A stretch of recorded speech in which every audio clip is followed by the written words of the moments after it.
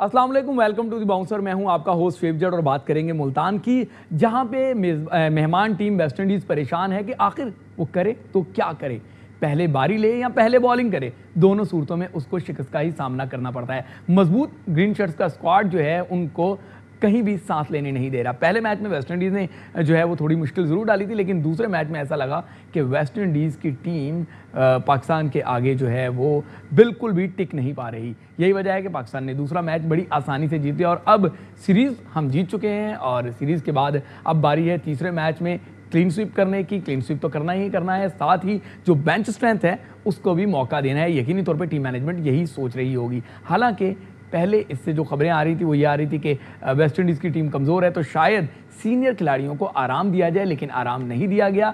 सबके सब आ गए और आके उन्होंने परफॉर्म भी किया। और अब तीसरा मैच जो है वो देखेंगे कि क्या बेंच स्ट्रेंथ आपको एक्शन में दिखाई देगी या फिर पहले दो मैचों का विनिंग स्क्वाड ही जो है वो आगे जाएगा। हमारे साथ इस सीरीज़ पर बात करने के लिए मौजूद हैं सीनियर कॉरेस्पॉन्डेंट शाहिद हाशमी साहब, किसी तारुफ के मोहताज ने, इसके अलावा तौसीफ अहमद टेस्ट क्रिकेटर साबिक सेलेक्टर, वो भी हमें टेलीफोन लाइन पर ज्वाइन करेंगे, जबकि कामरान अकबल भी हमारे साथ होंगे। तो पहले शाहिद भाई आपको स्टूडियो में वेलकम भी करूँगा और जानना चाहूँगा, दो मैचेस, पहला मैच जरा मुश्किल था लेकिन दूसरा बड़ी आसानी से जीत गए। ओवरऑल किस तरह देख रहे हैं इस सीरीज को? थोड़ा सा पहले मैच में सरप्राइज़ किया वेस्ट इंडीज़ ने, 305 रन बना लेना बड़ी बात थी, लेकिन उस पर दूसरी चीज़ अच्छी ये हुई कि पाकिस्तान ने उसे चेस किया, अच्छी तरह चेस किया।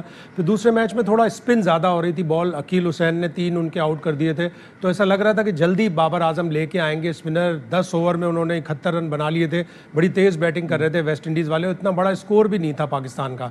लेकिन जब नवाज़ आए उन्होंने 4 विकेटें 19 रन दे कर ली, पाकिस्तान को कामयाबी दिलवाई। दोनों मैचेस से पाकिस्तान को हमेशा सबक लेना चाहिए कि कौन कौन से ग्रे एरियाज़ हैं। पाकिस्तान टॉप 3 पे बड़ा डिपेंड कर रहा है, उनका इन्हिसार है। 2019 के वर्ल्ड कप के बाद से 20 जो टीमें वनडे खेली हैं उनमें पाकिस्तान सबसे ज़्यादा रन्स पाकिस्तान के टॉप 3 बना रहे हैं, 62%। और बाकी जो सेकंड नंबर पर है वो आके 66%, और पाकिस्तान जो न्यूजीलैंड है नंबर 2 वो 52%। तो पाकिस्तान बहुत ज़्यादा रिलाई कर रहा है, हमें अपने मिडिल ऑर्डर को भी बहुत स्ट्रॉन्ग करना है। बिल्कुल मिडिल ऑर्डर को स्ट्रॉन्ग करना है, लेकिन शायद भाई स्ट्रॉन्ग होगा कैसे? खुशदिल शाह जो है वो आपको पहले मैच में मुश्किल में आप आ गए थे, आके हिटिंग करके जितवाते हैं, फिर दूसरे मैच में भी आपका मिडिल ऑर्डर बैट्समैन है और उसको आप 8वें नंबर पे बारी दे रहे हैं। उससे पहले आप रेगुलर जो आपके ऑलराउंडर्स हैं, चाहे शादाब हो चाहे नवाज हो, उनको बारी के लिए भेज रहे हैं। समझते हैं कि यहाँ थोड़ी सी प्लानिंग में थोड़ा सा हमें सोचना पड़ेगा कि हमारे कुछ बैट्समैन बिल्कुल T20 के मोड में खेलते हैं। अब अगर यहीं पे इफ्तिखार होते तो आप इफ्तिखार को ऊपर भेजते। आपने हारिस को डेब्यू कराया था पिछले मैच में, उसकी बैटिंग नहीं आई, अब इस मैच में बैटिंग आई, वो बिल्कुल T20 के स्टाइल से खेल रहा था। वनडे और T20 में यही फ़र्क है। जब पाकिस्तान की 3-4 आउट हो गए थे तो खुशदिल को मेरे हिसाब से तो सही रोका, इसलिए खुशदिल को आपने आखिरी 8-10 ओवर में यूज़ करना है। स्टेडी बैट्समैन अगर हो तो वो इफ्तिखार है, स्टेडी अगर हारिस खेलता, थोड़ा रुक के खेलता वनडे में और T20 में, उसको फ़र्क महसूस करना पड़ेगा हारिस को, जब भी वो बड़ा प्लेयर बनेगा। इसी तरीके से अगर हम बॉलिंग की बात करें शायद भाई, अगर हम वेस्ट इंडीज़ के बॉलिंग कार्ड्स देखते हैं तो ऑल दो कि वो जो है वो इतना ज़्यादा पाकिस्तान को परेशान नहीं कर सके, लेकिन उनका वेरिएशन है। आपने जो 5 बॉलर खिलाए हैं आप उन्हीं से बॉल करवा रहे हैं। ये तो वीकर साइड्स जब होती हैं तो आपको एक्सपेरिमेंट्स नहीं करने होते कि कहीं अगर आपको मुश्किल पड़ जाए तो आप कुछ तजर्बात कर सकें।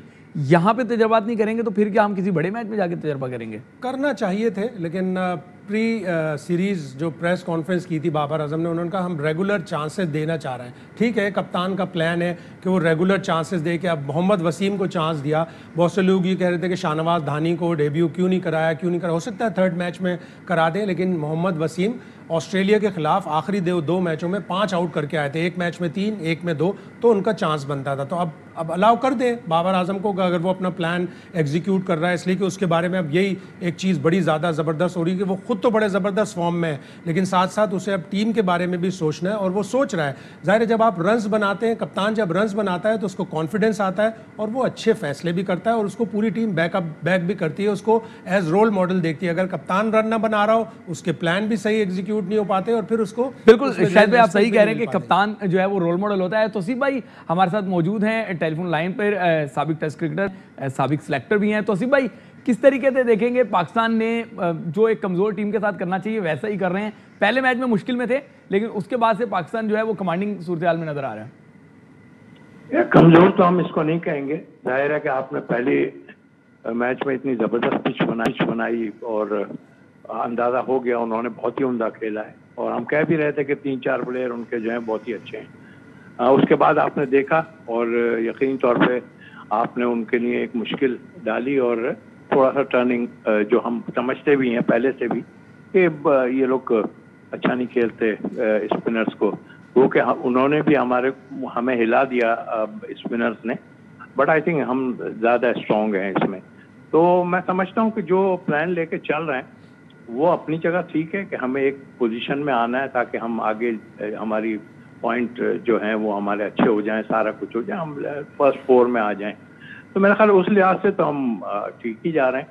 और जहाँ तक और चीज़ों का है वो आप मुझसे क्वेश्चन करेंगे तो मैं फिर जवाब दूंगा कि डेब्यू क्यों नहीं कराया और क्यों नहीं खिलाया, ये भी सब। तो भाई बड़ी खूबसूरती से आपने कह दिया कि मैं ये सवाल पूछ लूँ आपसे, बड़ी खूबसूरती से कह दिया कि मैं पूछूंगा तो जवाब देंगे। चलें, आप जवाब देना चाह रहे हैं तो दे दें कि 8 तकरीबन महीने हो गए हैं उसको धानी को साथ टीम के साथ, फिर भी डेब्यू नहीं हुआ। क्या समझते हैं, क्या अब तीसरे मैच में तजर्बात करने चाहिए या तीसरे मैच में भी कि हमने फर्स्ट 4 में जाना है तो हमें जो है ना फुल स्ट्रेंथ के साथ जाना चाहिए इनको जो है वो क्लीन स्वीप करने के लिए? नहीं, मेरा ख्याल अब तो कर लेना चाहिए और खिलाना चाहिए। और देखिए ना, हम तो पहले से ये बात कर रहे हैं, लोग शायद इसको बड़े अजीब उसमें लेते होंगे। हम कहते हैं कि मौके इतने आपके पास आते हैं, आपको जो है वो प्लेयरों को आजमाएं। आपने बहुत जगहों पे नहीं आजमाया है, ये क्रिटिसाइज नहीं है, बल्कि एक बैक स्ट्रेंथ बनाना, बेंच पे जो बाहर आपके लोग बैठना चाहिए। इसी तरह मैं कहता हूँ ईशान मसूद को भी आप बुला के मिडिल ऑर्डर में इतना परफॉर्म कर रहे थे, वो आप उसको साथ रख लेते, इसमें कोई बुराई नहीं थी। उसके बाद दूसरा ये कि आपने मिडिल ऑर्डर में एक बच्चे को लेके गए आप, और उसको किस लिए लिया ये नहीं समझ आई मुझे। और अगर नाम ले लें शायद भाई, तो भाई नाम ले लें आप।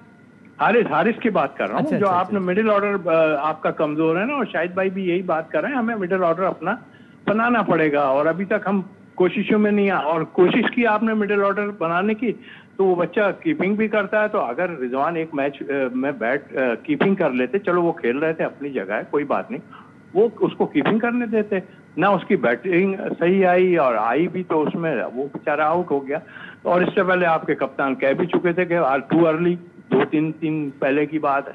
तो भाई ऐसा लग रहा है कि शायद चेयरमैन को बहुत ज्यादा पसंद है मोहम्मद हारिस, इस वजह से उनको खिला भी दिया गया, वरना और भी बहुत सारे बैट्समैन हैं, कामरान गुलाम की भी मिसाल है, और बहुत सारे बैट्समैन हैं जो परफॉर्म करके भी बाहर हैं। बहरहाल अभी शायद भाई बात कर रहे थे रोल मॉडल की, कि बाबर आजम परफॉर्म भी कर रहे हैं और रोल मॉडल भी हैं, और कल लेकिन उनसे गलती हो गई कि पेनल्टी के आपको 5 रन भी देने पड़ गए कि विकेट कीपर का ग्लव्स उन्होंने पहन के बॉल जो है वो रिसीव कर ली। समझते हैं कि कप्तान को थोड़ी जिम्मेदारी का मुजाहरा करना चाहिए था? वो तो ऐसे टाइम हो गया, उनको खुद भी ख्याल नहीं होगा कि ऐसा कुछ हो जाएगा। हालांकि एक आध मैच में पहले भी हो चुका है, हमने मुझे याद पड़ता है कि किसी ने किया था ऐसा और उसको पेनल्टी हुई थी। बहरहाल वक्त के साथ साथ सीख रहे हैं ना, अभी तो वो कप्तानी भी सीख रहे हैं थोड़ी, और जाहिर प्रोसेस तो ख़त्म नहीं होता सीखने का। तो मेरा ख्याल है सही डिसीजन लें, और बिल्कुल हमें फिक्र है अपने मुल्क की टीम की, और हमें आगे जाके अच्छा खेलना है, तो वो कुछ करें जो है टीम के लिए और मुल्क के लिए अच्छा। तो भाई शाहिद भाई हमारे साथ हैं। शाहिद भाई आपसे एक सवाल ये भी पूछना चाहूँगा कि कल के मैच में एक और दिलचस्प सूरत हाल हुई। शादाब बारी ले रहे थे तो एक फ़ैन जो है वो ग्राउंड में आ गए, उन्होंने सलूट किया और बाद में गले लगा लिया। लेकिन अब इतलात ये आ रही हैं कि शायद उनके खिलाफ कोई जो है वो कानूनी कार्रवाई की जा रही है उस स्पेक्टेटर के खिलाफ, उस तमाशाई के खिलाफ। जबकि अगर मैं गलत नहीं हूँ तो आप मुझे करेक्ट भी कर दीजिएगा अगर गलत हूँ, कि फ़ॉरेन में चाहे इंग्लैंड हो, जनूबी अफ्रीका हो, ऑस्ट्रेलिया में, वहाँ कोई फ़ैन आ जाए तो ज़्यादा उसको वार्निंग दी जाती है या ज़्यादा से ज़्यादा उस ग्राउंड पे उसकी एंट्री बैन कर दी जाती है। तो अगर कानूनी कार्रवाई हो रही है तो बहुत सख्त फैसला नहीं? अब तो इतनी मुश्किल हालात हो गए हैं कि जो ये फैंस हैं वो एक झलक के लिए बड़ा तड़पते हैं, टिकट खरीदते हैं। तो बावजूद इसके कि पाकिस्तान क्रिकेट बोर्ड ने फैंस से अच्छा खासा इंटरेक्शन करवाया है, प्लेयर्स का आए दिन मैसेजेस आते रहते हैं जिससे फैंस ट्विटर पे, फेसबुक पे देख लेते हैं, अपने मैसेजेस भी भेज के उसके ऊपर कमेंट ले लेते हैं। तो इंतज़ामिया को चाहिए कि उसको एक वार्निंग देकर छोड़ दे। एक अच्छा फ़ैन था जो शादाब खान का दीवाना था, वो गया, उसने शादाब खान को हक किया, उसकी तो लाइफ बन गई, उसका तो दिन पूरा हो गया, उसने जो टिकट खरीदा था उसकी तो वर्थ हो गई। तो एक वार्निंग दे के छोड़ दें कि आइंदा कभी ऐसा ग्राउंड में मत करना, इसलिए कि इस पार्ट ऑफ द वर्ल्ड में थोड़ा दहशतगर्दी का भी खदशा होता है, तो फिर इंतजामिया ज़रा सख्त होती है। लेकिन अगर उसके पास कुछ भी नहीं था, इतनी सिक्योरिटी चेक्स के बाद जो है ना, वहाँ जो पहुंचेगा वो कुछ नहीं करेगा, इंशाल्लाह वो मोहब्बत नहीं कर सकता है। तोसीफ भाई, हमें अंदाजा है कि आपको जाना भी है, मुझे ये बताइएगा कि फ़खर ज़मान दोनों मैचेस में नहीं चल पाए, क्या हमें ओपनिंग को लेके थोड़ा सा सोचना पड़ेगा, या फ़खर ज़ाहिर है पहले परफॉर्म करते रहे हैं तो आगे जाके परफॉर्म कर लेंगे? उनकी प्रीवियस परफॉर्मेंस अच्छी है, एवरेज भी बड़ा अच्छा चल रहा है, अपनी जगह है, और ये तो शुरू से ये चीज़ें होनी चाहिए ना। अब उन्हें तीसरा मैच भी दे दें, कोई बात नहीं। तीसरा ओपनर रखा ही नहीं था अपने स्क्वाड में। अब्दुल्ला शफीक है ना, अब्दुल्ला शफीक बैठे हुए हैं, आप दे दें उनको, चांस देना चाहे, बट के मैं तो कह रहा हूँ कि खिला दें उन्हें तीसरा भी। कॉन्फिडेंस दे रहे हैं ना, तो कहते हैं कॉन्फिडेंस देना चाहिए, बहुत लोग बात कर रहे हैं कॉन्फिडेंस, तो कॉन्फिडेंस देना चाहिए लोगों को, और जो है वो, लेकिन जब नहीं कोई कुछ करे ना, तो उसके लिए उसको जो है ख्याल करना चाहिए। और ठीक है, देखें ना, तो खेला ना, ख्याल क्या करना चाहिए? मोहम्मद वसीम खेला ना, उसने परफॉर्मेंस कर दी। हसन अली की एक अब आप जो है उसको भी, धानी को भी खिला दें मैच में, आप तो इजी हो गए ना काफी। तो बाहर जो बैठे हैं उनको चांस देंगे तो आपको आगे चल के जो है आसानी हो जाएगी। ये आप जब तक ऊपर से हमारे 2-3 लड़के, जैसे शाहिद भाई भी बात करें, 2-3 लड़के हमारे स्कोर कर रहे हैं ना, और तो जिस दिन 2-3 विकेट्स गिरे तो मिडिल ऑर्डर तो एक्सपोज होने के आपके बहुत चांस हो जाएंगे, तो उसका हमें ख्याल करना चाहिए। चले तोसीफ भाई, बिल्कुल आप सही कह रहे हैं कि जो बेंच पे बैठे हुए हैं उनको मौका देना चाहिए, ताकि जब किसी मुश्किल सूरत हाल में हो तो वो बच्चे पहले से तैयार हों। ब्रेक लेते हैं, ब्रेक के बाद जब वापस आएंगे तो हमारे साथ कामरान अकबल भी मौजूद होंगे, कहीं ना जाए।